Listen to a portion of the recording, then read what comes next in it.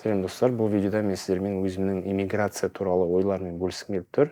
Басқа елге көшу мәселесі. Бәлкім сіздің осы иммиграция жолыңызда көмегі тиіп қалар деген ниетпен осы видеоны жазып жатырмын. Сонымен бастайық. Ең басында мен ешқашан иммиграция туралы ойламағанмын, себебі өзім патриотпын. Менің ойымда шетелден оқып келемін де Қазақстанға еңбек етемін, үлес қоссам елім дамиды деген сондай ойым болды. Шынымен де ол ойымды жүзеге асырдым. Болашақ стипендиясын ұтып алдым. Содан кейін Манчестер университетінде Англияда оқыдым. Сол оқуды бітіріп келіп, бірден Атырауда өзінің туған қаламда еңбек еттім. Өзім мамандығым бойынша мен деген еліме күшті үлес қосып жатырмын деп ойладым. Шынымен де сондай болды, бақытты болдым. Бірақ ол бақыт, ол деген ой ұзаққа созылмады, себебі өзіңіз білесіз, 2015 жылы глобальный кризис болды да. Мұнай бағасы күрт түсіп кетті. Ол деген қатты жұмысқа әсер етті.